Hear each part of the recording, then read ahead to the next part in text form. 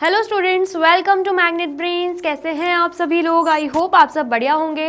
तो आज हम क्या पढ़ने वाले हैं? आज हम पढ़ेंगे चैप्टर 10 जिसका नाम क्या है? अलजेब्रिक एक्सप्रेशन, उसका क्विक रिवीजन। इसका मतलब क्या है? पूरा ही चैप्टर हम अच्छे से कंप्लीट कर चुके हैं, तो फटाफट से हम इसे रिवाइज कर लेते हैं। ठीक है, सबसे पहले तो हम देखते हैं अलजेब्रिक एक्सप्रेशन होता क्या है। A combination of constants and variables connected by some or all of the four fundamental operation is called an algebraic expression. अब यहाँ पे आप देख सकते हो दो टर्म्स यूज हो रहे हैं, एक हो रहा है कॉन्स्टेंट्स एंड दूसरा क्या हो रहा है? दूसरा वेरिएबल्स। अब आप सोच रहे होंगे कॉन्स्टेंट्स एंड वेरिएबल का मतलब क्या है, तो वो भी हम यहाँ पे क्लियर कर लेते हैं, देन फिर डेफिनेशन पे आएंगे। ठीक है, कांस्टेंट मतलब क्या है? A symbol having a fixed numerical value is called a constant. एक ऐसा सिंबल जिसकी न्यूमेरिकल वैल्यू क्या रहती है? फिक्स्ड रहती है, उसे हम कांस्टेंट बोलते हैं। फॉर एग्जांपल 4, 5, 6, हमें पता है ये नंबर्स है, इनकी वैल्यू चेंज नहीं होने वाली, इनकी वैल्यू फिक्स है। ये 4 है तो 4 ही रहेगा, 3 नहीं हो जाएगा। ये 5 है तो 5 ही रहेगा, 10 नहीं हो जाएगा। तो इनकी न्यूमेरिकल वैल्यू फिक्स्ड है, तो इन्हें हम क्या बोलेंगे? कांस्टेंट्स बोलेंगे। ठीक है, इतना आ गया समझ में? चलिए, अब अगर हम बात करते हैं वेरिएबल की, a symbol which takes various numerical values is known as a variable. क्या बोला जा रहा है? ऐसा सिंबल जो अलग अलग न्यूमेरिकल वैल्यू लेता है उसे हम क्या बोलते हैं? वेरिएबल बोलते हैं। अलग अलग न्यूमेरिकल वैल्यू लेता है मतलब वेरिएबल्स को बेसिकली अल्फाबेट लेटर से रिप्रेजेंट किया जाता है। कुछ भी ले लो, A to Z, कोई भी वेरिएबल आप, कोई भी अल्फाबेट लेटर आप ले सकते हो। जैसे कि x ले लिया मैंने। अब x क्या है? x है अननोन क्वांटिटी। यहां पर अगर हम बात करें x की, तो x क्या है? Unknown quantity. इसकी वैल्यू हमें पता ही नहीं है,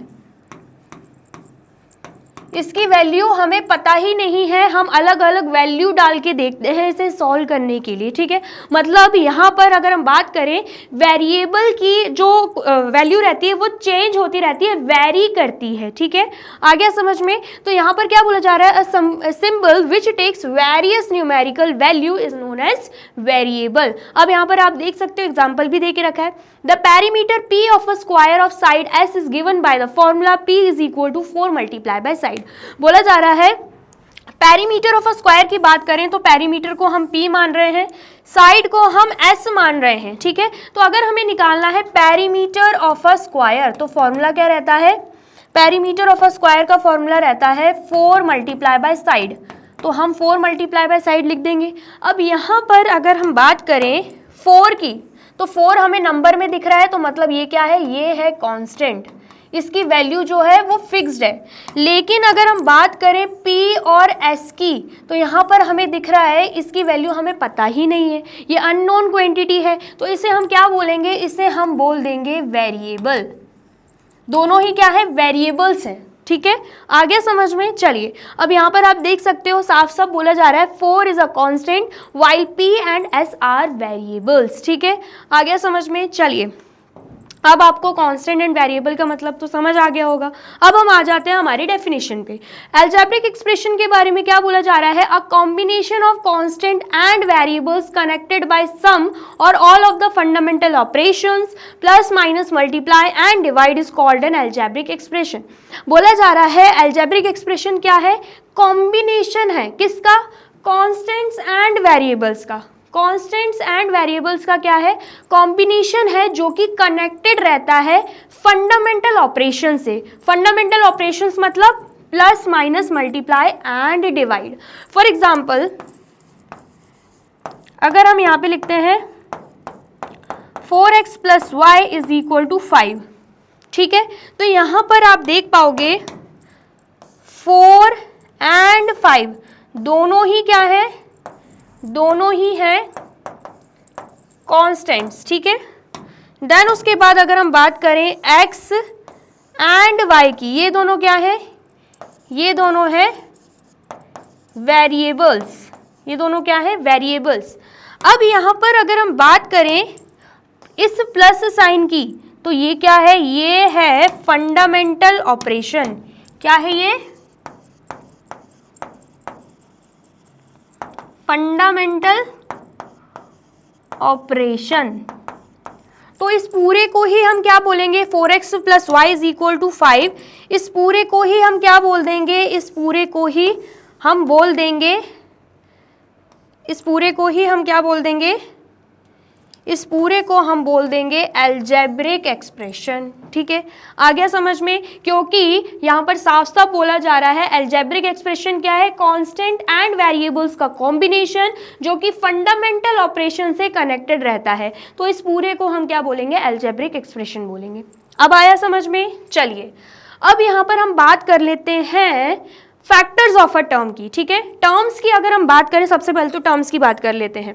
यहां पर आपको दिख रहा हो, इतना नोट डाउन करो, देन फिर दूसरा एग्जांपल लेके हम टर्म्स को समझेंगे, देन फिर हम आगे बढ़ेंगे। ठीक है,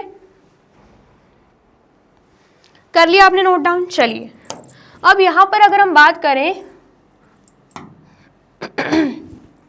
4x² plus 5yz minus 6z।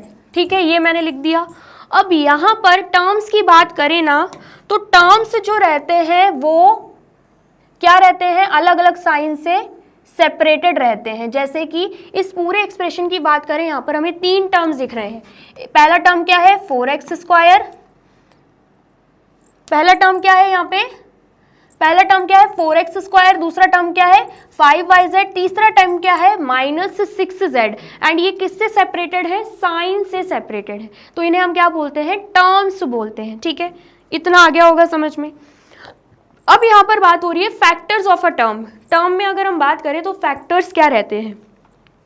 Each term of an algebraic expression consists of a product of constant and variable। बोला जा रहा है हर एक टर्म की बात करें ना एल्जेब्रिक एक्सप्रेशन की, जैसे कि आपको दिख रहा होगा ये पूरा क्या है, एल्जेब्रिक एक्सप्रेशन। तो बोला जा रहा है एल्जेब्रिक एक्सप्रेशन के हर एक टर्म की अगर हम बात करें तो उसमें क्या रहता है, फैक्टर्स रहते हैं जिनको प्रोडक्ट करके, मतलब जिनको मल्टीप्लाई करके बनता क्या है, टर्म बनता है। ठीक है, एंड प्रोडक्ट भी किसका रहता है, कॉन्स्टेंट्स एंड वेरिएबल्स का प्रोडक्ट रहता है।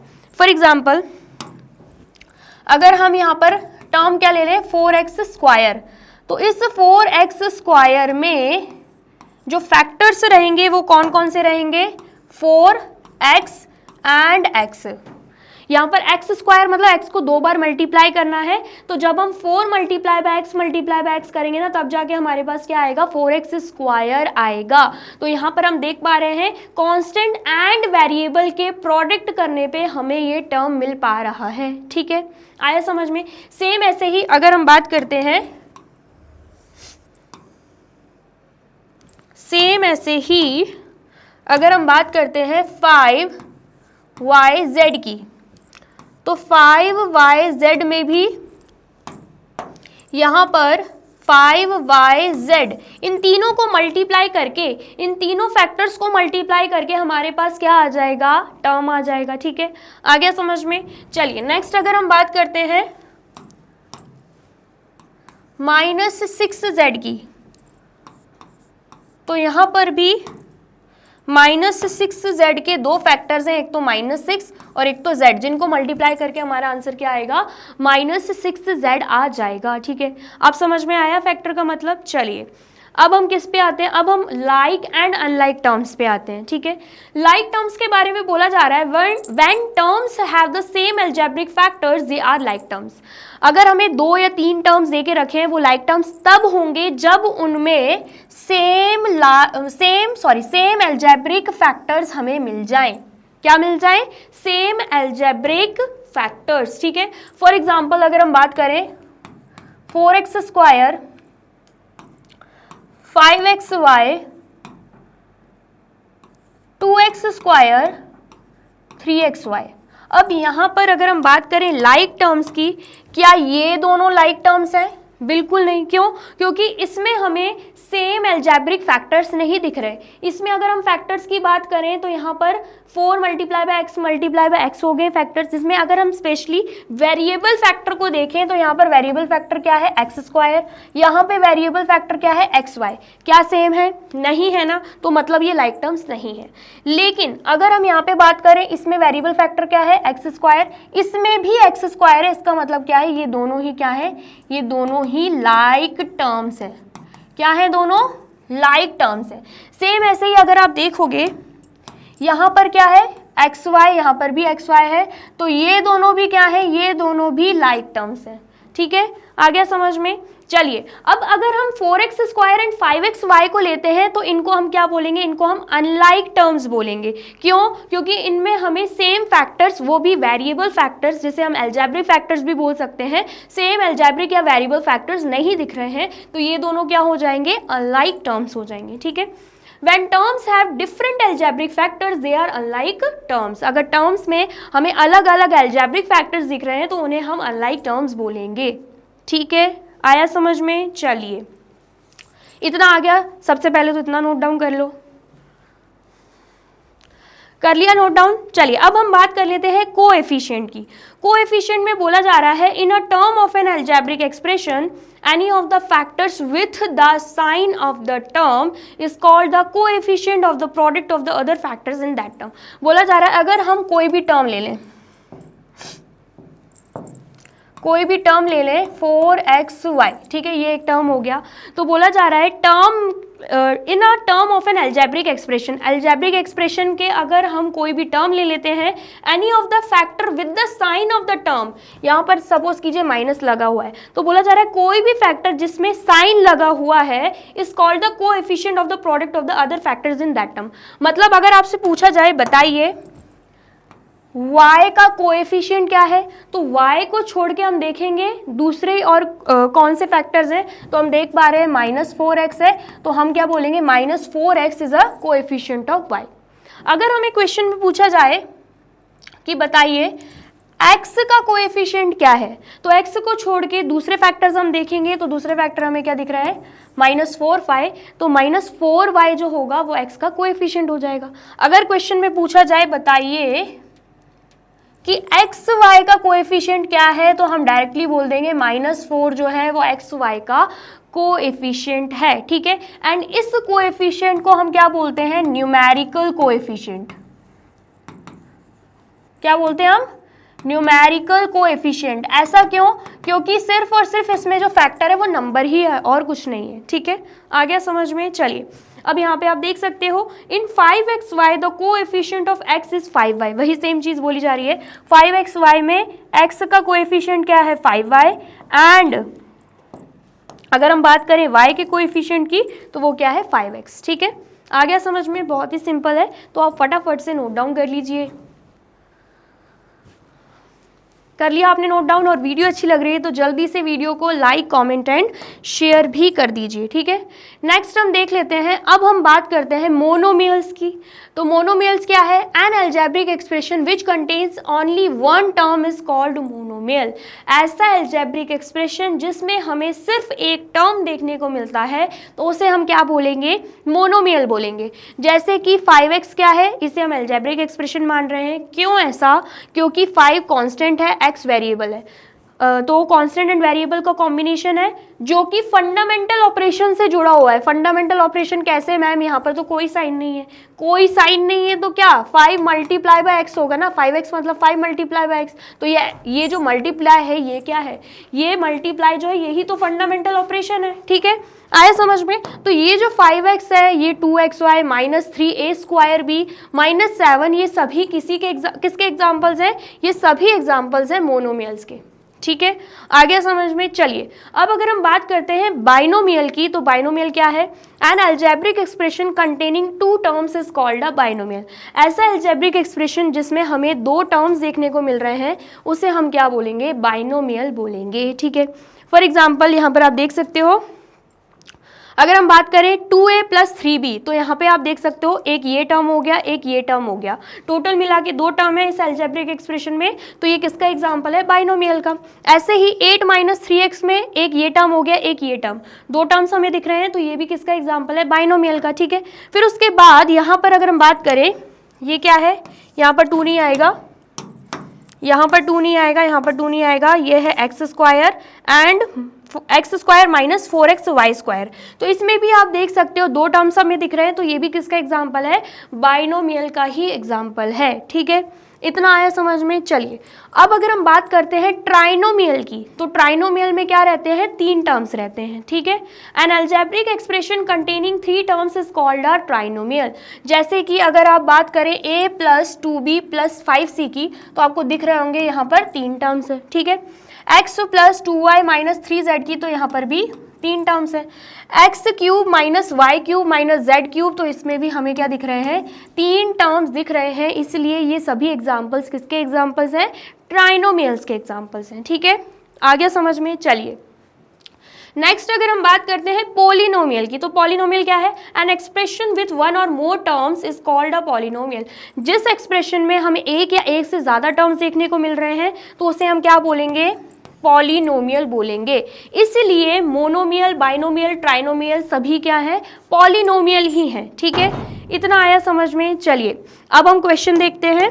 यहाँ पर हमें क्या देके रखा है, get the algebraic expression if numbers x and y both squared and added using variables, constants and arithmetic operations. क्या बोला जा रहा है, हमें यहाँ पे एल्जेब्रिक एक्सप्रेशन बनाना है जिसमें x एंड y क्या है, नंबर्स, एंड दोनों को करना क्या है, स्क्वायर, एंड देन फिर क्या करना है, ऐड करना है। ठीक है, तो x को जब हम स्क्वायर करेंगे तो क्या हो जाएगा, x स्क्वायर, y को स्क्वायर करेंगे तो क्या हो जाएगा, y स्क्वायर, दोनों को करना क्या है, ऐड।